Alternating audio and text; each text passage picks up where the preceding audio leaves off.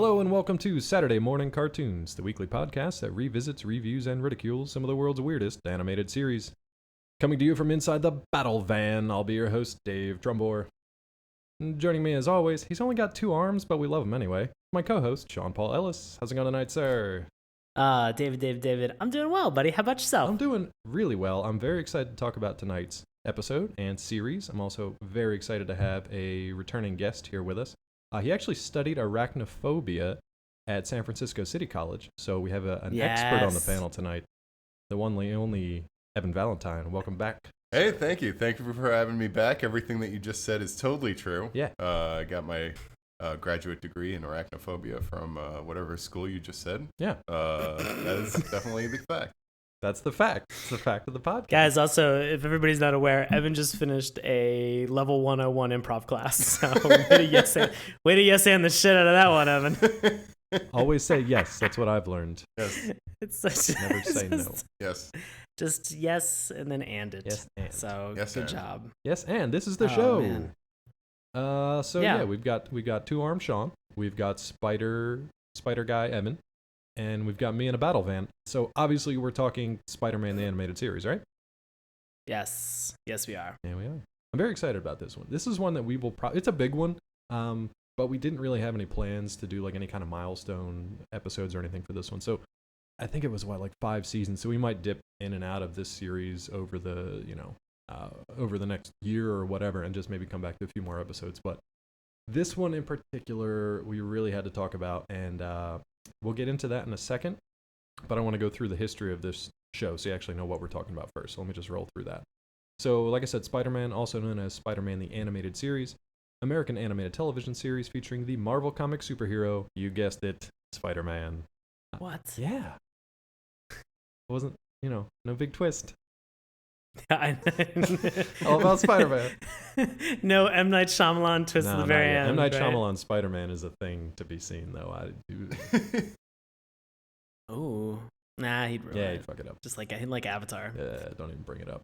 Anyway, this show is produced by Marvel Films Animation as part of Fox Network's Fox Kids Saturday morning lineup.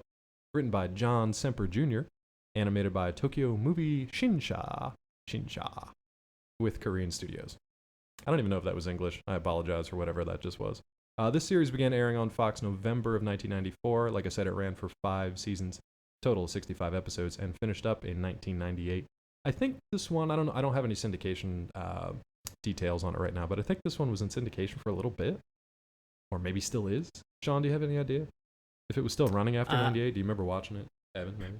No, I definitely remember watching it, but I remember watching it within the span of 94 to 98. I don't remember any syndication outside of that time. Yeah, they never really threw this on DVD in the way that a lot of other shows did. Like they hadn't, for the X-Men animated series, they had season sets that they did.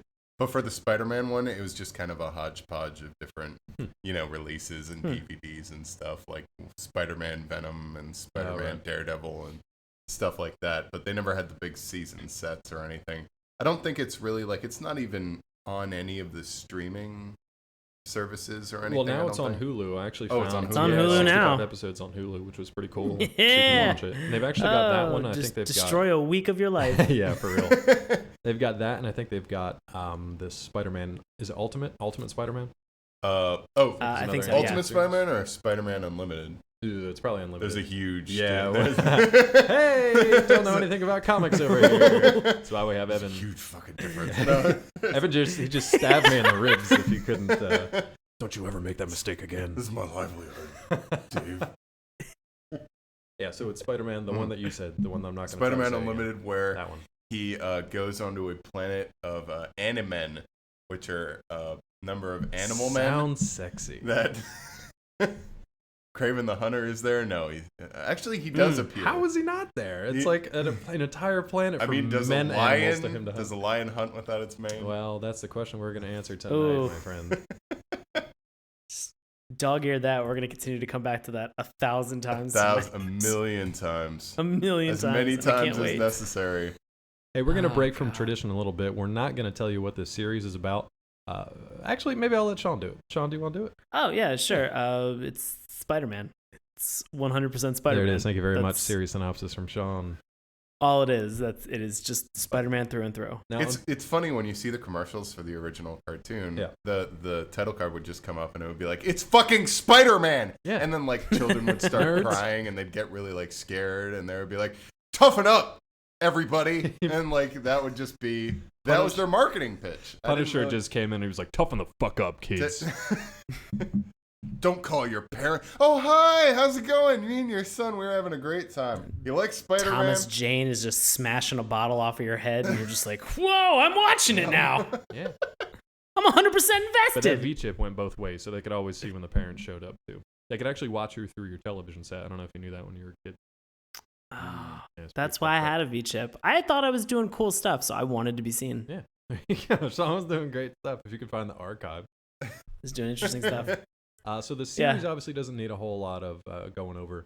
This episode, however, if you Needs a shit if ton. you have not been there for parts 1 through 7 of the Neogenic Nightmare, you might be a little lost coming into this one. This episode. We should note that the beginning of season 2 starts a story arc that is called the Neogenic Nightmare, which is a season and Evan, long, at least.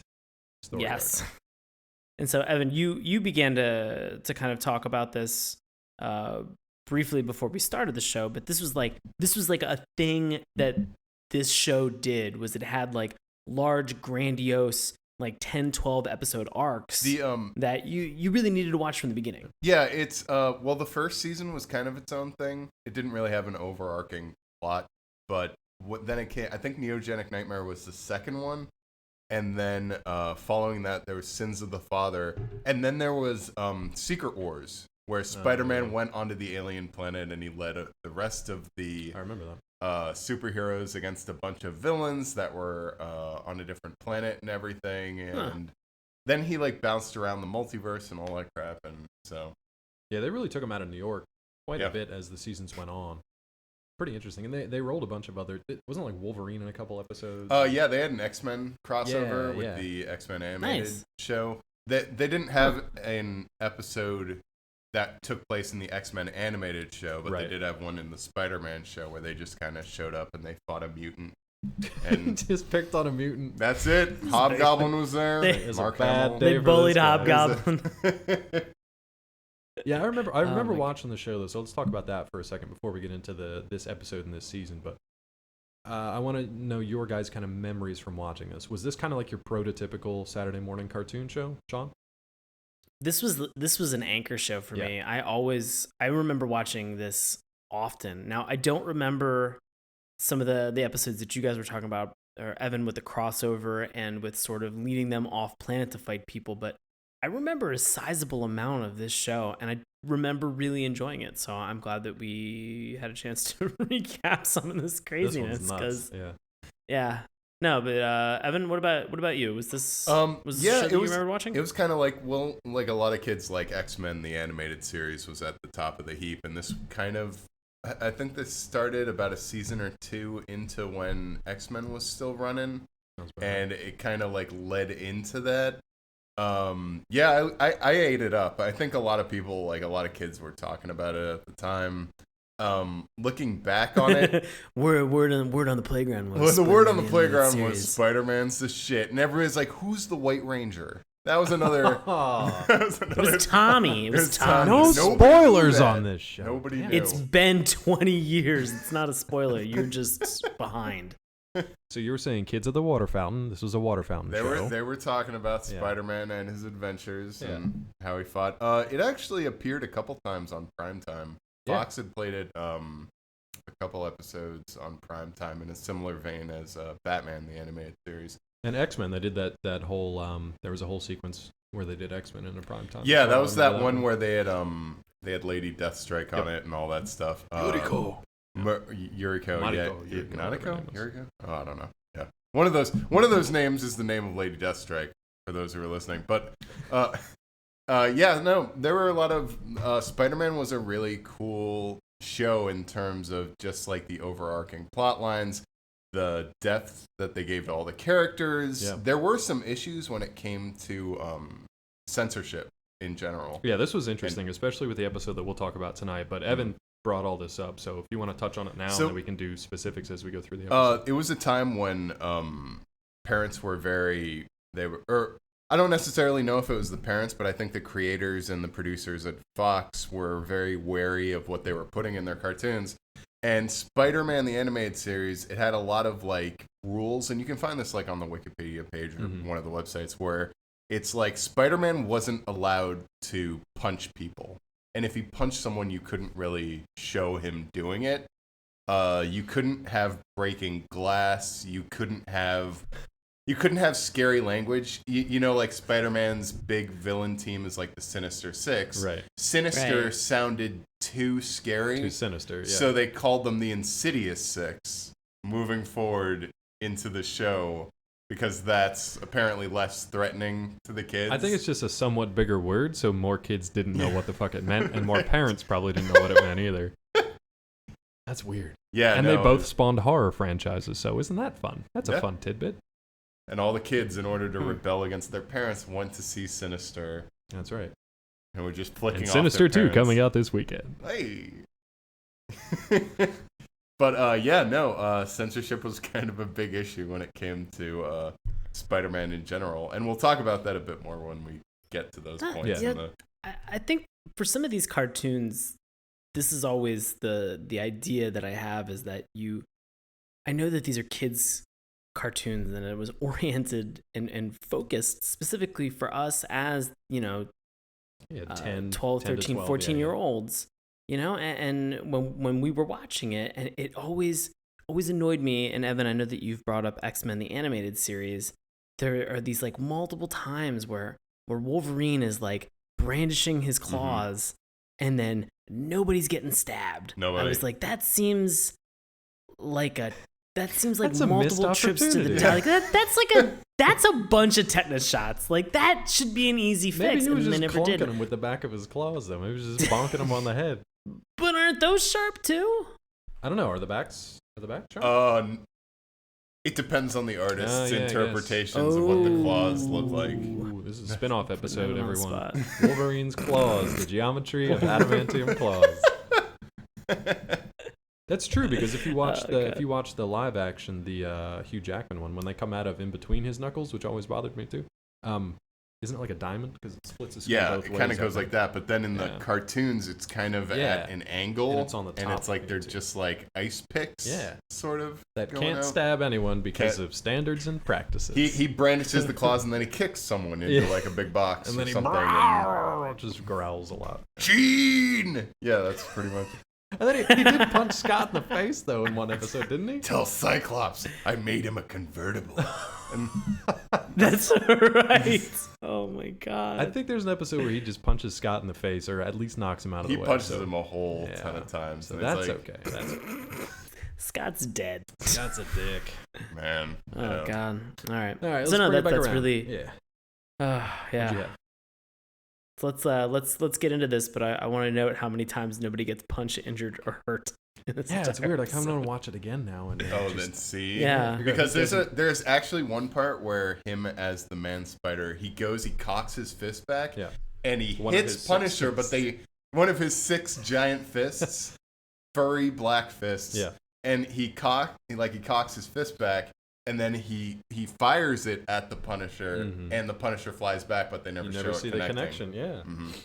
So that's actually, since we brought up Man Spider, now's a good time to talk about Neogenic Nightmare. So like we said, this was kind of the season-long arc. This is a story arc that covered the entire second season. It's like, I don't know, somewhere between 14, 20 episodes, somewhere around there. That. And do you remember the basics of this one? How it all kind of started? Yeah. So the spider that bit Spider-Man, much to his dismay, was actually turning him into a giant spider. Which, is bound to happen when you're dealing with radiation and rainbow guns, which he encounters later on in the episode. But yeah, no, so he's slowly turning into a spider, and at first he grows an additional 4 arms. Right. But then Not just a forearm, 4 additional arms. 2 This- sets. So 6 arms 6 total. arms total. So he has 8 limbs. And I think even before this point, though, hasn't he was like losing his spider powers. So he would be like he'd be scaling a building, and then he would lose that connection. Yeah. And he would just fall. And Dr. Calypso would constantly say, "Oh, this is actually going to get a shit ton worse before Yeah. it gets better." Thanks, Doc. Thank you, Dr. Calypso. Yeah. So basically, yeah, that was the beginning of this season. And then he starts experiencing, multi-arm growth syndrome, as you do. So we're really thrown into this episode in media res. This is literally halfway through the second season. Yeah, this is like halfway through this arc. And so there is... Peter Parker has already turned into Man Spider, and we are thrown into the middle of this battle that he has with Frank Castle. They do a okay job of trying to get you caught up in the first 30 seconds of the show. Woo! And if you blink or if you take a breath too loud, you're gonna miss something because they're just like boom, boom, boom, boom, boom. Here's everything that happened in the last 7 episodes. Yeah. I don't even think it was just that. I think it was so the theme song as like an introduction, like the intro really kind of throws you into the middle of this, and it kind of gives you like all the like the theme song. Well, I'm sorry. The intro gives you all the backstory so far on the neogenic nightmare. And so you're just kind of like, oh, this is dizzying. And then comes like out of like almost like a European techno club. It's like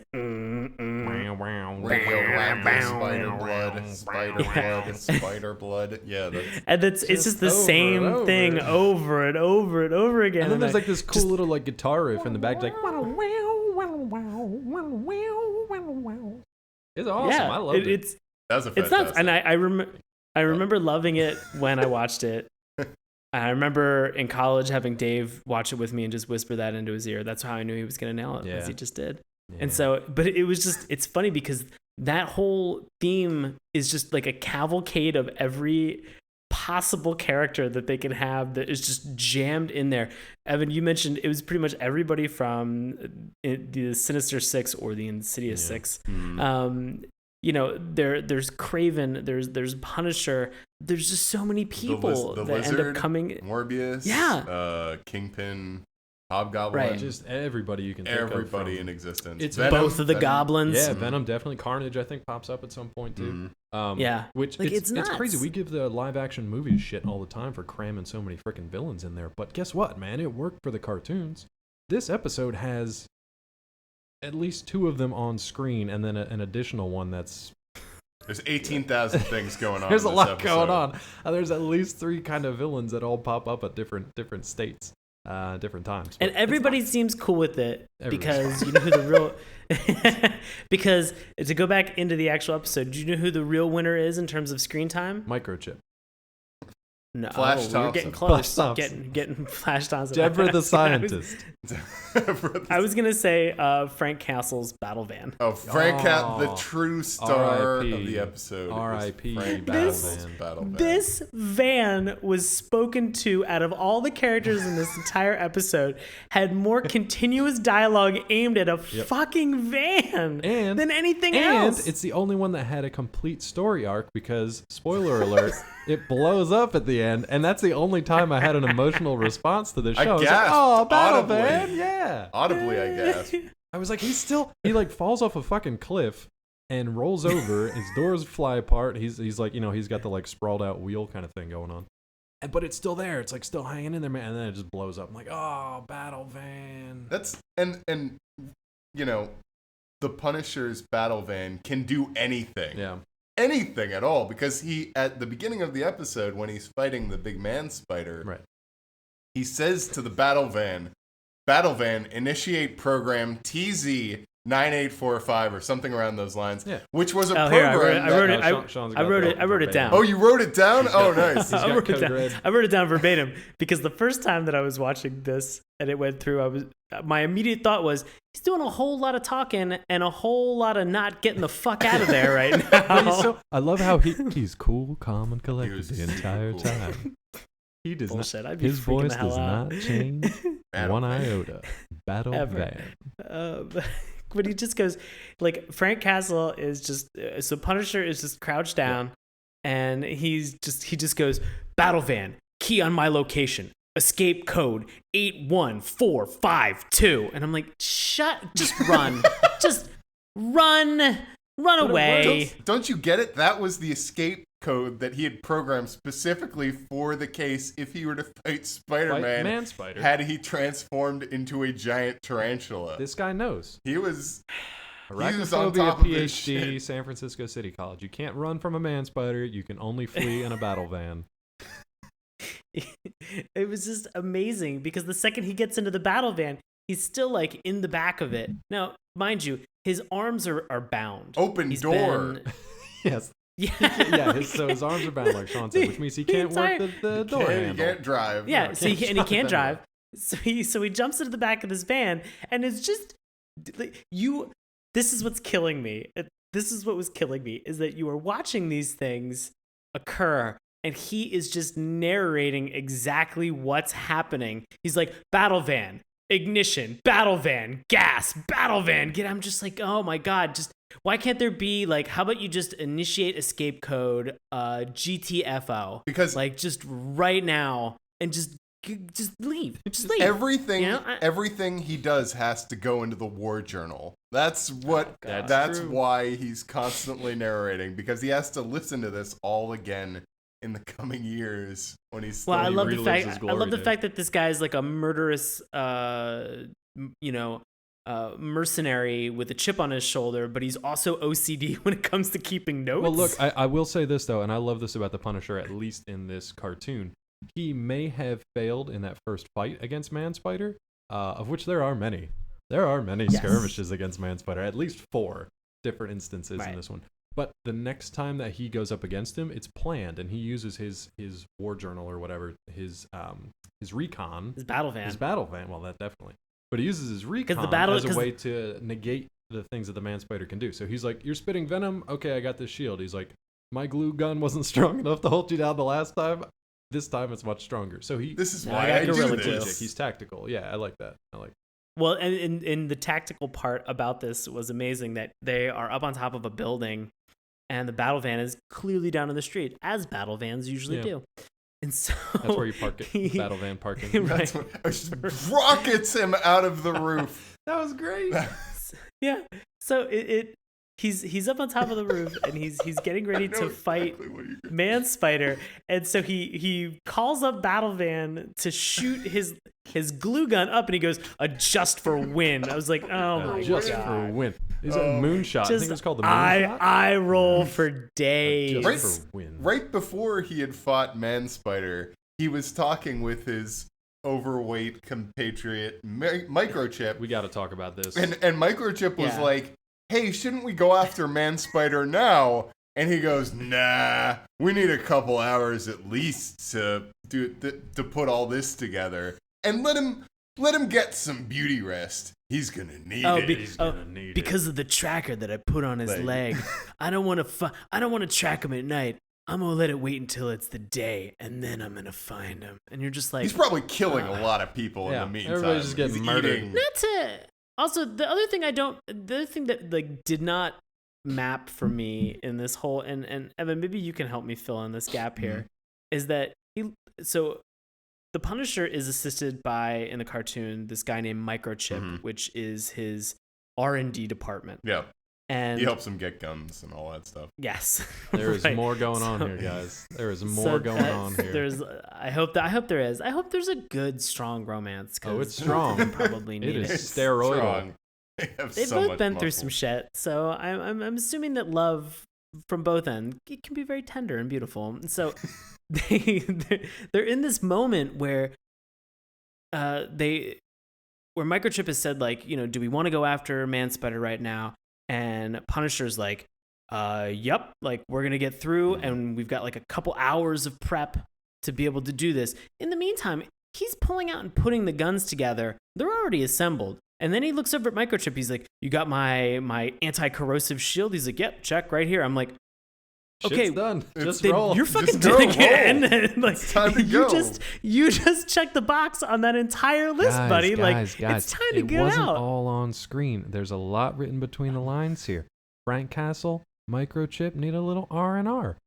Punisher almost died against Man-Spider. Microchip was worried. There was actually a moment where they have like a Brokeback Mountain moment where he says something like, he's like, well, if you're not going to quit, then I'm not going to quit. And I was like, he basically just said, I can't quit you.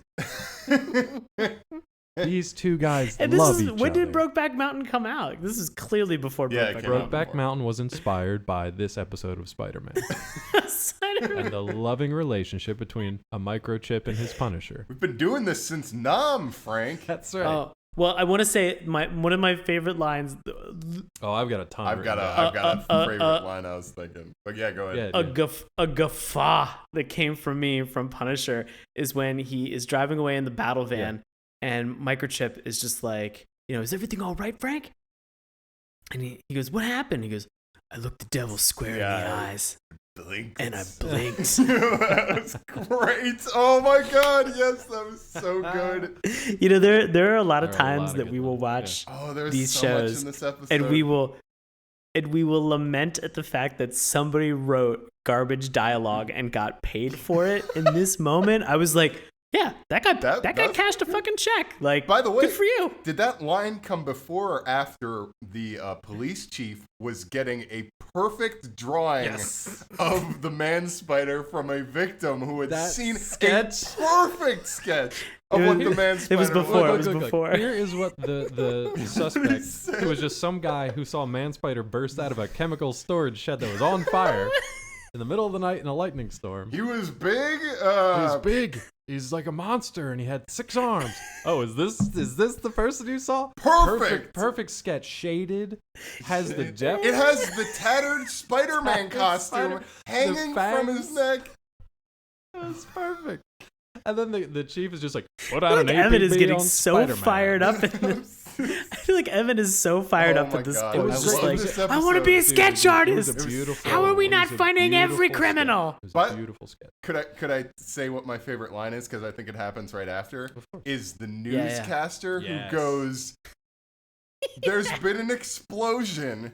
People are being sucked dry of their plasma at ESU. Sightings of a vampire. Spider-Man has disappeared. A vigilante is on the loose. Are all of these connected? And if so, how?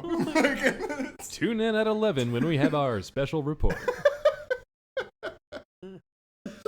This is so dumb. I'm crying. It was, I mean, you guys have nailed all the lines so far.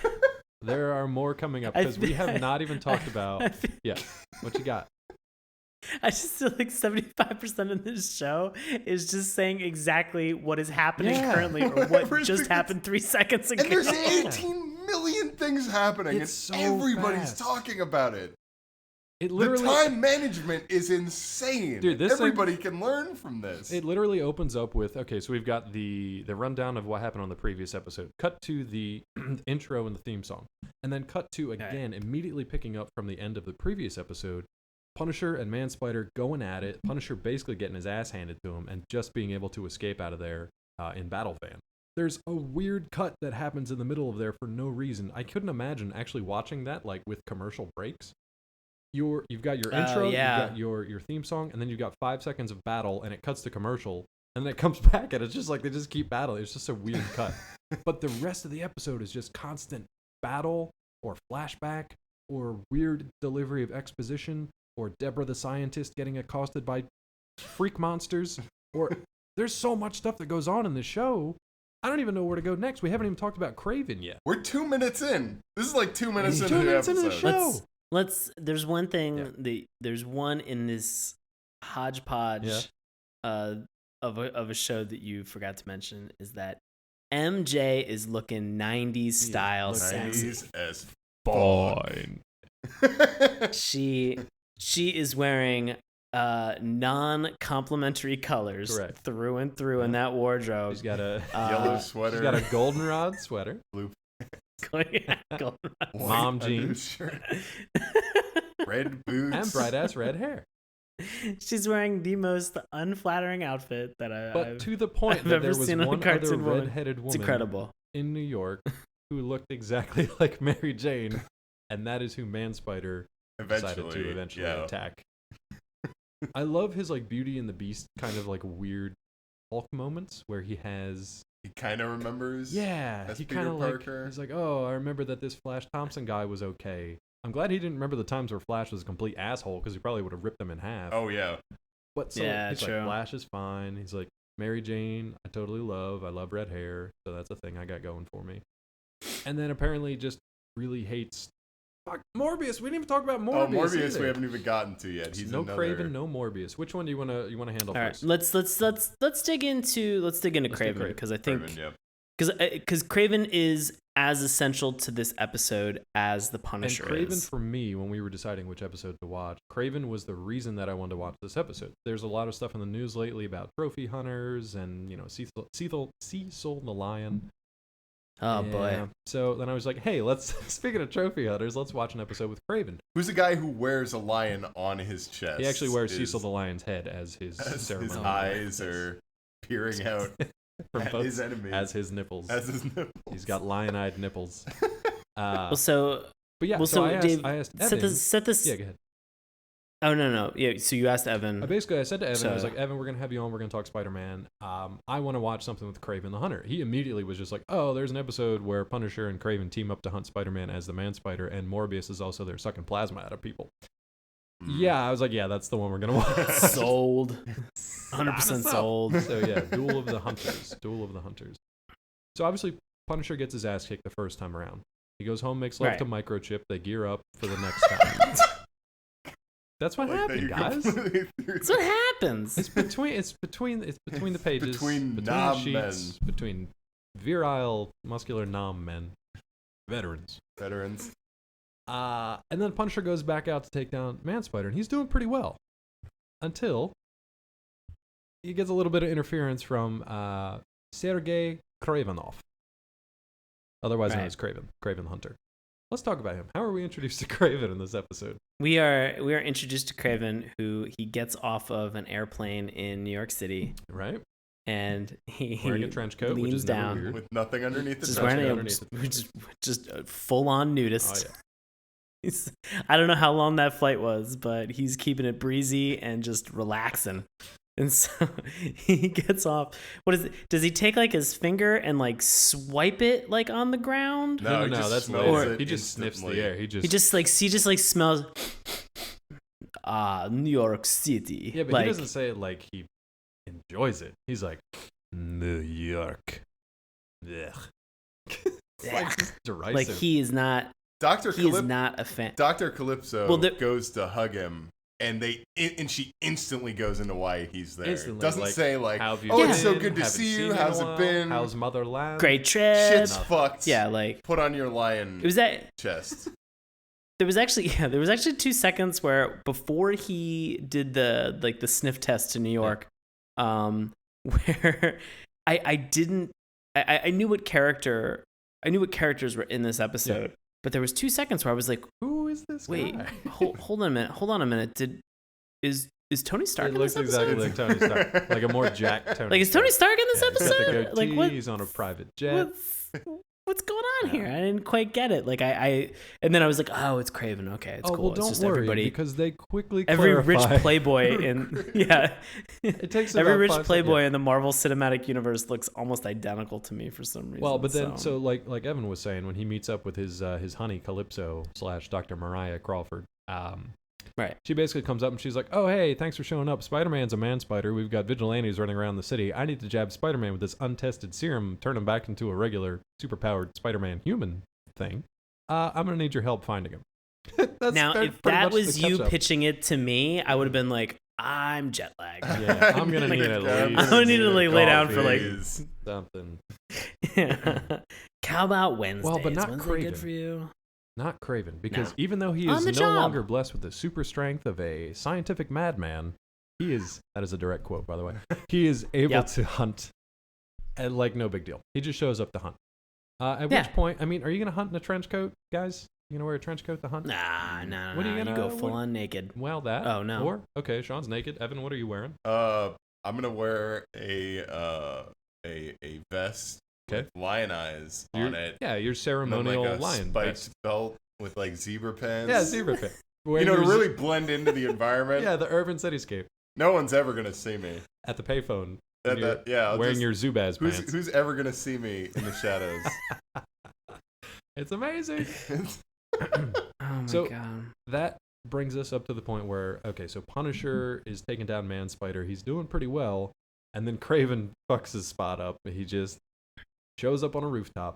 And they have this very odd exchange of like constantly quoting Tennyson at they're one quoting another. Tennyson and Sir Francis Bacon, and like there's like weird Shakespearean barbs thrown back and forth, and there's talk of a throne of bayonets. Oh yeah! Oh like god, the throne of bayonets. The throne of bayonets. I was like, did they just predict Game of Thrones? Yeah. Like, George R.R. Martin also stole A Song of Ice and Fire from this episode. A hunter always. they make that comment. A hunter always keeps his wounds green. Yeah. That's usually a sign of infection for that's listeners. gangrene. That's not. You're gonna die. It's not good. The thing that killed me was he goes like, you can't make a throne of bayonets and expect to sit on it. I'm like, that's pretty much the only thing that HBO has going for them right now. So like, we just learned Craven's show. origins. He grew up in Westeros. Exactly. Guys, he's going to be in the next season of GOT. He's going to claim the Iron Throne. He's about to show up in season 6. He's man. So these two guys, if you thought Punisher and Man Spider had a lot of battles, Punisher and Craven have like these weird. It's not only like physical fights that they have, but they have these weird verbal exchanges, like we were just talking about. So they're just like two guys in weird costumes on a rooftop in New York, just exchanging verbal dialogue. By the way, while this is happening... So it's a David Mamet play. Yes. While this is all happening, the Punisher is having frequent and fast flashbacks. Oh my god, I love that are constantly... These are so good. He's constantly zoning out and remembering his family being shot, which is funny because that goes back to the censorship thing. It's hilarious. Them not being able to like... So, like, everybody, the Punisher only uses lasers, and he has a big rocket launcher that's just a grappling hook. Yes. That, like, it's like a shoulder-mounted grappling hook. And it's really shitty looking. Like, it looks like it couldn't grab onto anything, and he uses it to, like, careen to he crosses over building. Streets from, like, building to building in this thing, but... When he's remembering his family dying, he hears gunshots. Out. He hears gunshots, but he kind of just looks up into the sky for a second. He basically blacks out, and then it just like whoop, just like washes over to this scene of a yellow kite just flying in a blue sky, and then you hear just gunshots in the background. You're just like, what the hell is happening? Oh, these are my guns. They just shoot tickles. I just shoot tickles. You shoot tickles from the muzzle of these guns. Who wants to get tickled? Battle van, tickle gun, tickle calibrate gun. for wind resistance. Adjust for wind. He doesn't even have like a heroic. The thing that drove me crazy, he doesn't have like a heroic voice. He doesn't have one of those fake radio voices. It's just very straight and monotone, and it's deadpan delivery. I think they're trying to do Clint Eastwood, but they got someone who just can't do the voice at all.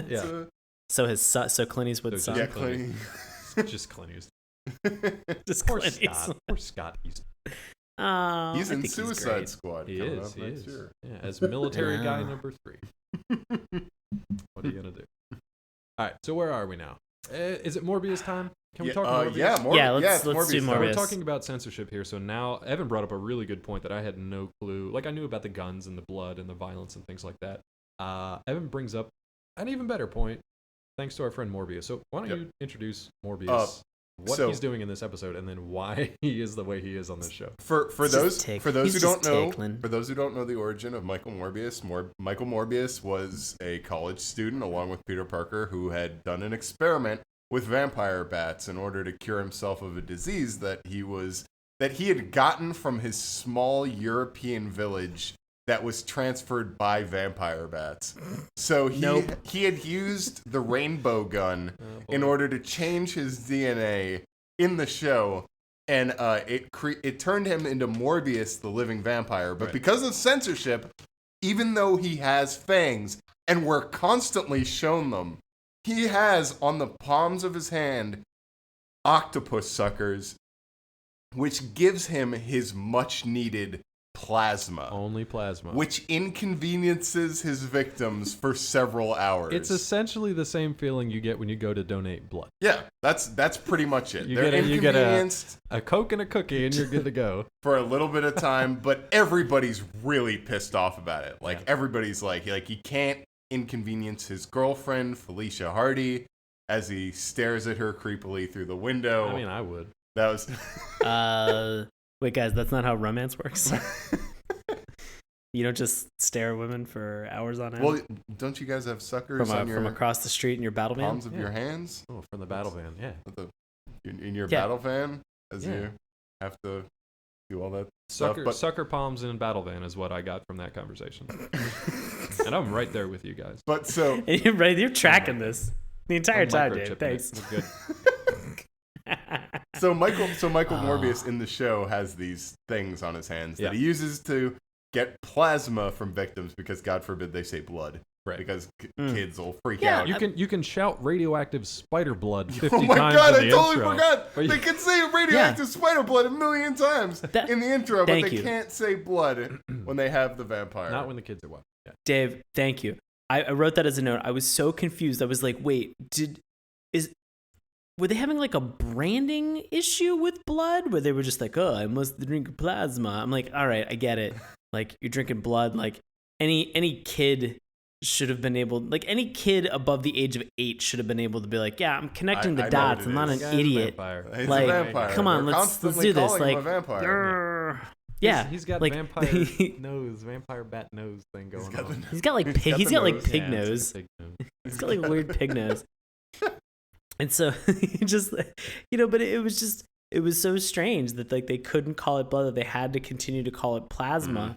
I found myself picking on that one point for the reason that you just brought up, Dave, was the fact that they say spider blood like 1,000 times in the German techno intro. They say it like robots. So when it's like spider blood, you can't spider blood. I was always like, spider I don't know. blood. Are they saying warrior? Are they saying blood? What is?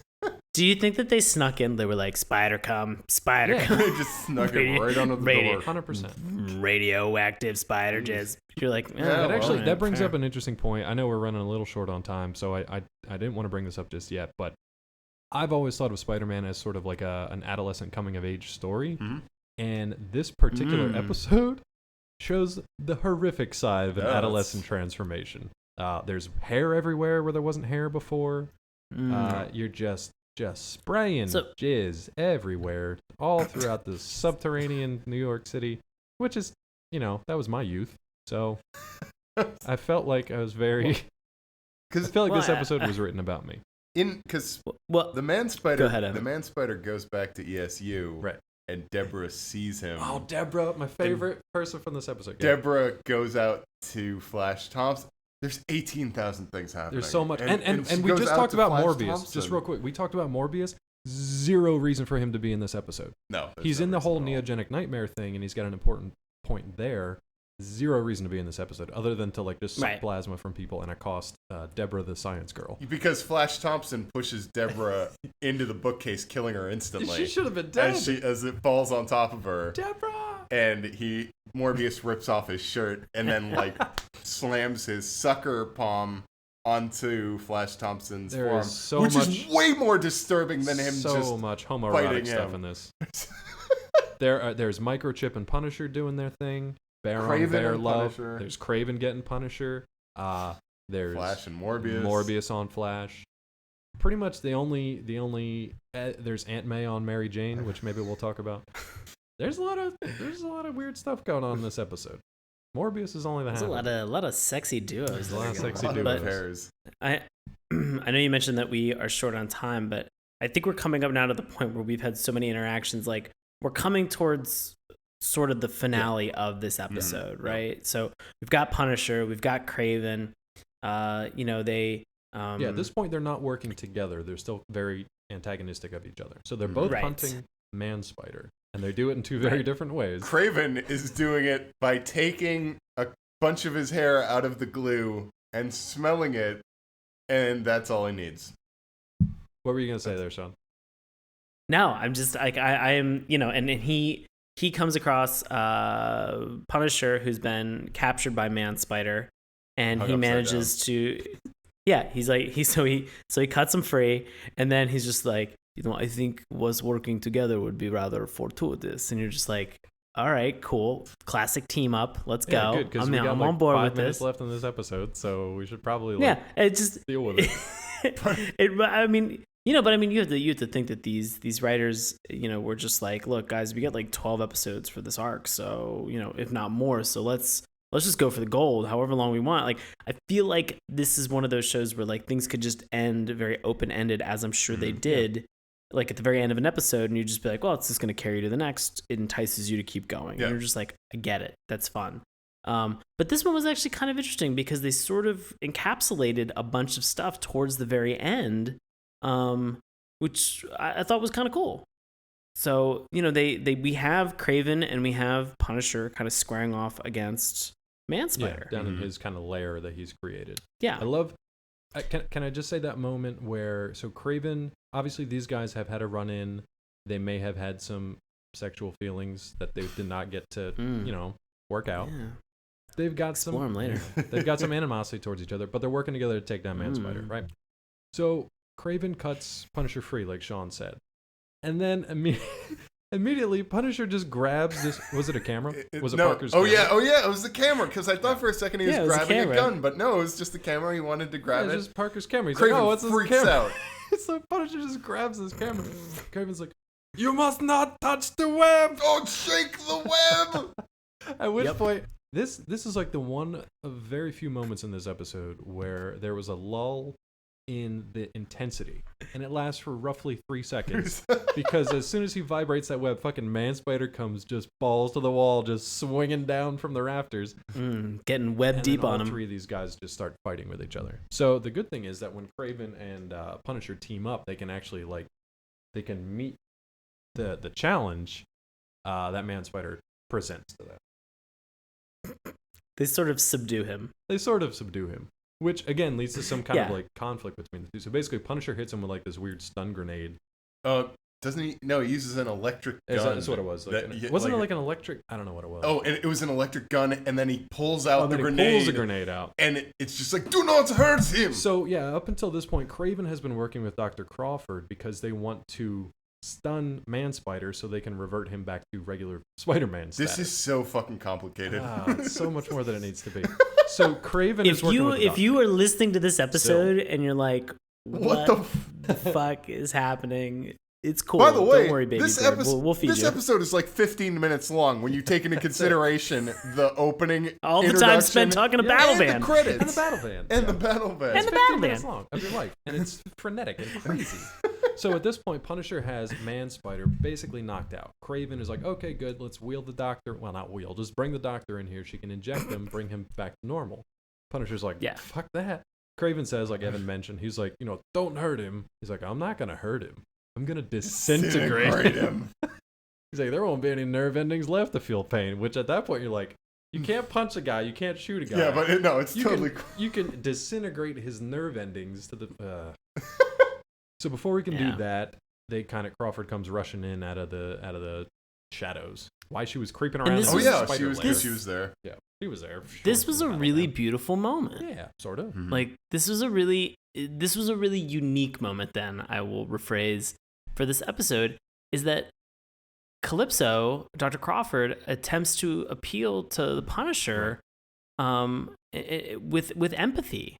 And it's amazing how she draws these parallels of saying, like, look, you say that you're for good and that your family, was killed because of 2 rival gangs. And at that moment, I was like, that's 2 sentences that sums up all of Punisher. And this is coming at the end of the episode. And this is more fucking information than I needed. He blacks out for a second and he has that kite. Another kite floats down into a puddle. The kite. Nothing is going to bring your family back, Frank. Essentially, yeah. And he's just like, has a seizure, watches a kite fall down to a puddle, and then it forms what looks like a sad face, but is basically like the skull. So it's like a skull shirt. So we were wondering, why would you get a skull from that? Why would you not be like Kite Man and use a kite as your emblem or something? But potato, whatever. So he, at that point, he's like, all right, go ahead, bring him make him back to Spider-Man or whatever the fuck you're gonna do. So they do, but I mean, I think the interaction like between Calypso and Punisher was just, it was very interesting to me.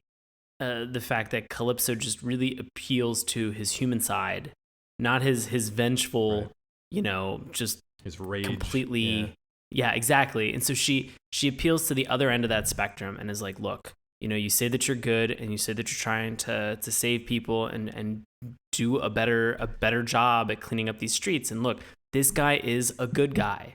Like, Spider-Man is a good guy. So let's save him. Look, and let's save him and allow him to continue to do good so that you two can have a classic caper team up later on. Yeah, set it up season 3. But I love the fact where she was just kind of like, because at this point, Man Spider has he's got a giant spider head that has burst out of his mask. So Punisher, Punisher picks up his scrap of a mask or something earlier in the episode. So he gives it to Crawford, and she puts it back on Peter Parker's head as he's doing this really creepy reverse transformation from Man Spider back into man, where he has like a weird coil of hair that comes out from the top of his head and fully forms again. As you do during puberty.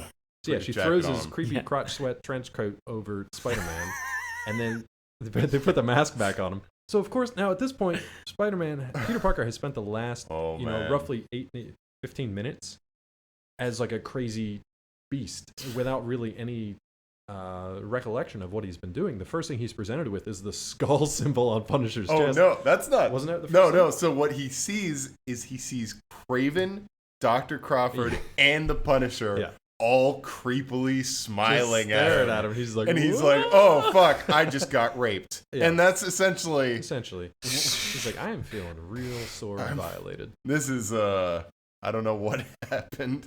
But then within a couple shakes of a spider's tail, he's off again and just swinging through the streets. And Craven leads Dr. Crawford into a cab wearing his hunting garb. Yeah, he's been out in his lion vest just calling people on payphones and just like, man, about that was that payphone scene was my favorite thing. It actually took me. It took me 2 seconds. As I'm writing down these notes, watching Craven call Calypso from a fucking payphone, I had to pause for 2 seconds and actually just go, wait, Craven's calling on it's like a street phone. Yeah. Like what the hell are those things called? You pay for them and then you make a phone call. Fuck. Payphone. And then payphone. Got it. Like, it took me that long to remember that it was called a payphone. Oh shit, we forgot about how Craven found where Man Spider was. So this actually comes up next. So at this point, they're like talking, because there's a difference in hunting style between Craven and Punisher, right? So Punisher uses all his tactical abilities, his strategic information gathering, his gadgets, his tracers, and his gadgets and his technology.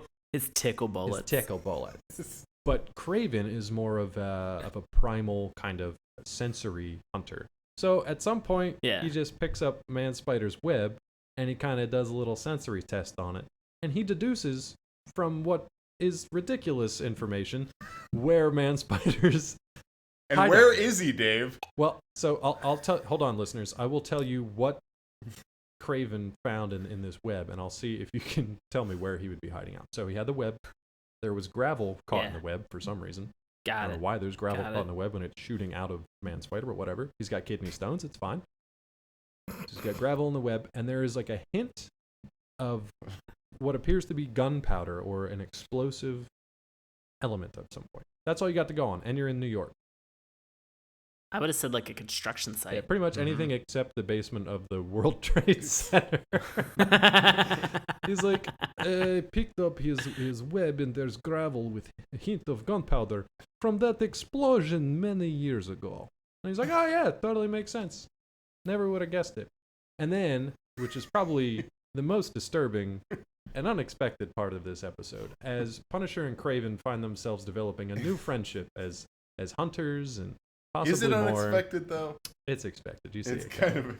They love each other so much. They kind of. It's like this New York sunset. I was gonna say if this sunset came in, if like this. If this episode had exactly. Yeah. Good reference. If it had been like the two of them and it had been like me and you and me, no matter what, and like it just kick in skipping full through heart, Central Park. like so happy together. That would have been. That's what I wanted. Watching this episode, that's what I wanted. Well, what you got was a parting shot of the the Twin Towers. Which basically what they had said was, there was a tragedy that happened here a few years back, but much like these two Twin Towers, we will stand together forever as strong partners and heroes. We would be magnificent together. And then it was kind of a fade out with Spider-Man swinging through the buildings. And it was just kind of like... pulling at your collar. That was a little rough.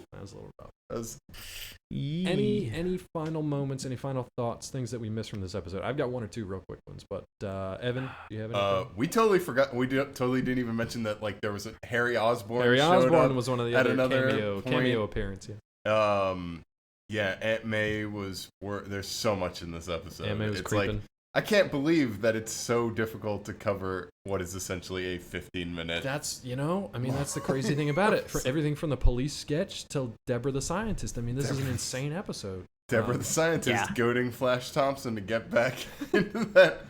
You're just a big coward, or whatever. You're just a brainless jock. Do you have anything else from this one? Man, I think we covered. Are you good, Sean? What about you? Anything we missed? Nah, man. You were right. This episode is nuts. It's crazy. There's so much stuff in this. It is action packed. You don't have anything else in? I'm gonna leave you with a couple. No. What do you got? What do you said you have a couple quick lines. What did we miss? Okay. So when Punisher whacked Man-Spider with that tracker, right? When he's tracking him the next night or next morning or whatever it was, he was just like, "That tracker's working great. Oh yeah, I'm gonna get lucky tonight." And oh my god! It was right after he left Microchip. Was that when he was two-timing son of a bitch? Was that when he was recording in the War Journal? I think when he was saying it was right before he entered. Oh yeah, I'm gonna see some action. I'm gonna see some action tonight. I'm gonna see some action tonight. Like you were the worst. There's a moment where Flash is talking to Deborah the scientist, and so she thinks that she saw the Man-Spider. This poor girl, she's attacked by Man-Spider. Nobody believes her. Flash goes back in, tells her she's an idiot, and that quote. That science stuff is bad for your brains. That was a good one. For your brains. I totally forgot. And then she gets attacked by Morbius. This poor Deborah the scientist. And then Flash throws her out of the way into a bookcase. No bookcase. Which snaps her spine, falls on her, killing her instantly. We presume, because you never see her again. Man-Spider looks at down Flash Thompson for a good 5 minutes there. Yeah. Romancing. Wondering what to do. So that was this episode, guys. Season 2, episode 8, Duel of the Hunters. What the fuck just happened? Evan, do you recommend this episode and series to people? Oh yeah. This was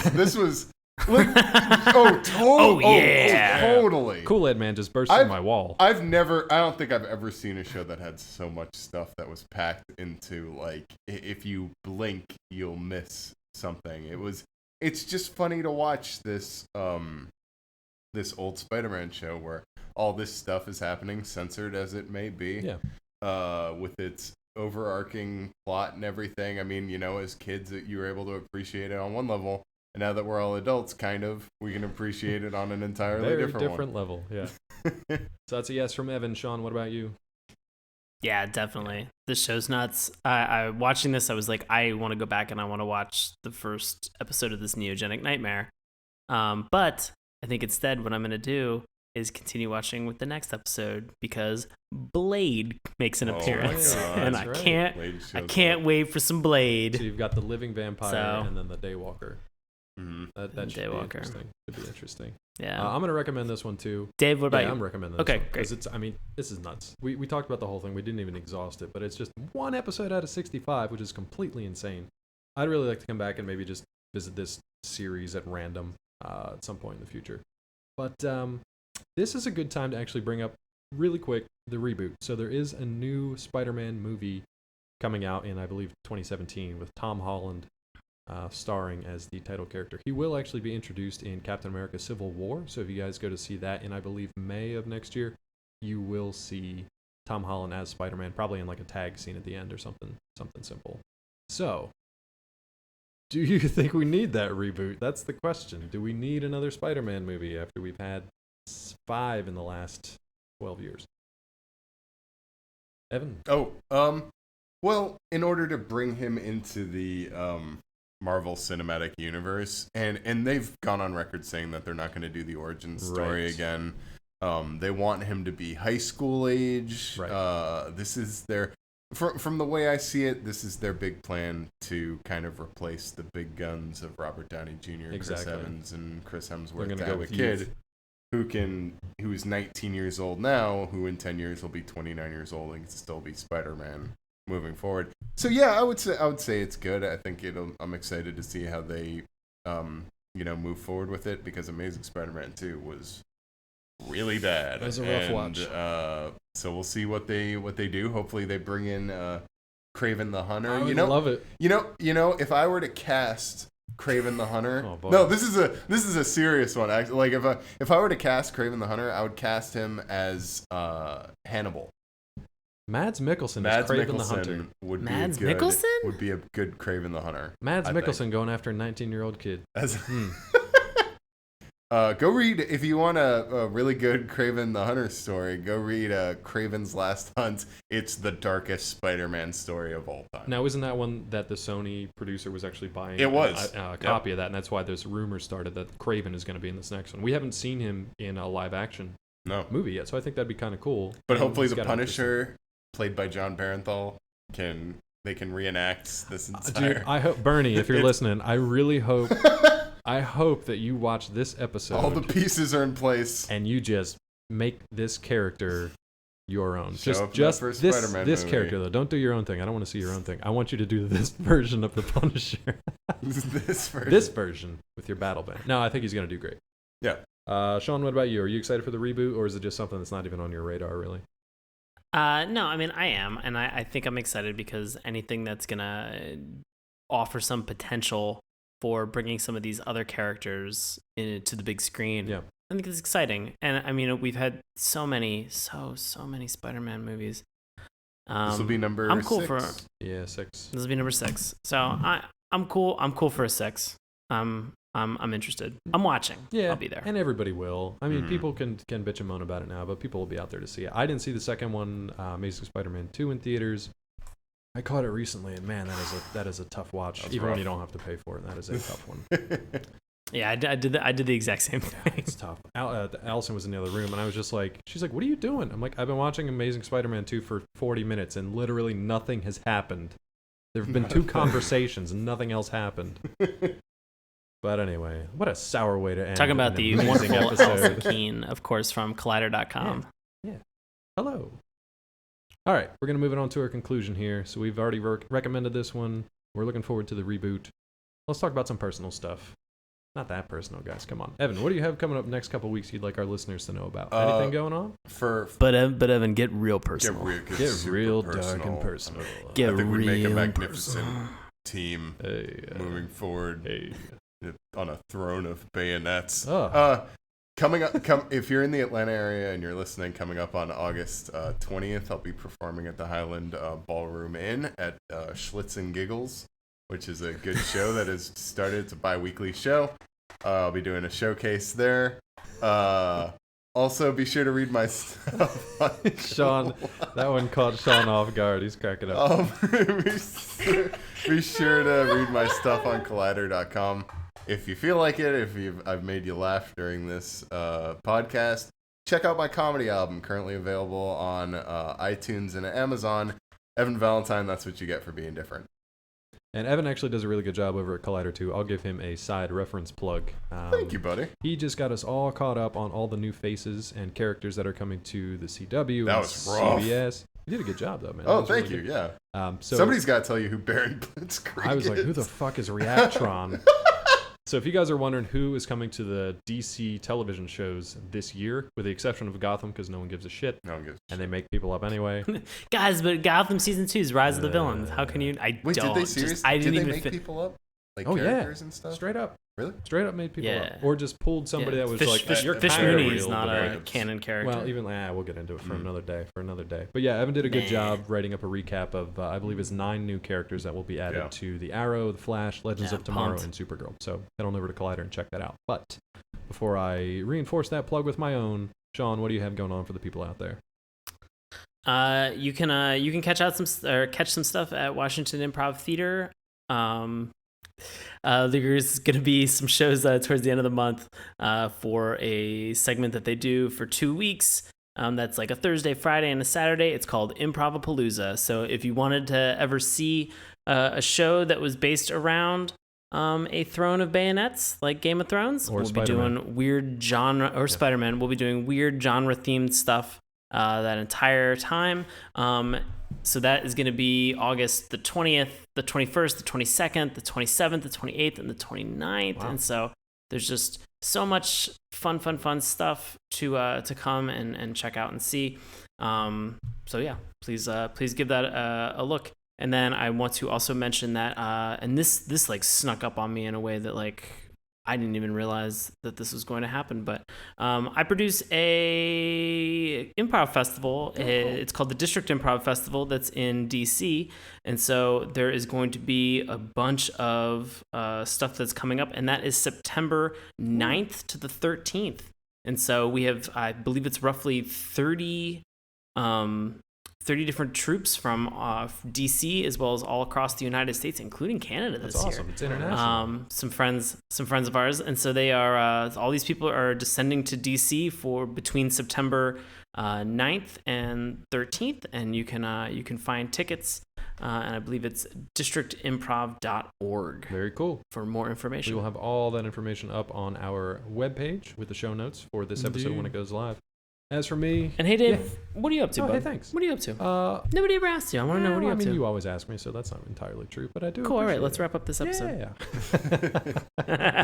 Now, you can find me with Evan. No, what do you got going on, You can find me with Evan over at Collider.com, still working out over there. And now that the fall TV season is starting back up again, I will have recaps of Arrow and probably not Gotham, but I will have Arrow and Flash and possibly Legends of Tomorrow, possibly Supergirl. I don't know if we figured that out yet. But Evan will be doing Agents of S.H.I.E.L.D. Agents of S.H.I.E.L.D., Peggy Carter. And Agent Carter. And maybe the new Netflix series. Yeah. And then Jessica Jones is next. Yeah, so we've got Marvel's Jessica Netflix Jones stuff coming out too. So yeah, between Evan and myself, we've got you pretty much covered as far as your comic TV show stuff going on over there. Dragon Con is also coming up in Atlanta in, I believe it's the first week of September.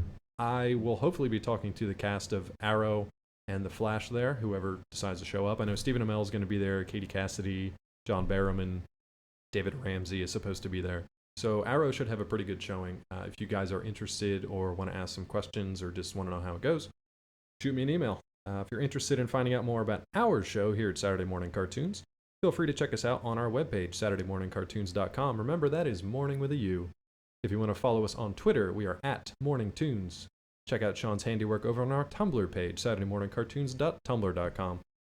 You can download the podcast each and every week when we release it through iTunes and Stitcher. And if you guys could take just a moment to rate and review, we would definitely appreciate it. Thank you to those people who already have. It really does help us with our standings there and getting the show out to the masses. So we do appreciate it. We are also, for the last couple of weeks, we've been doing Twitch streams. So if you're watching this right now, I probably don't know you, but thanks for watching. All four of you. So yeah, you can check us out on Twitch too. It's Saturday Morning Cartoons again. So I believe it's twitch.tv/Saturday Morning Cartoons. We're everywhere. We're all over the place. We're on Facebook. We're on YouTube. Thank you to our 147 at last count subscribers out there. Some of you which are sex bots, but I love you all just the same anyway.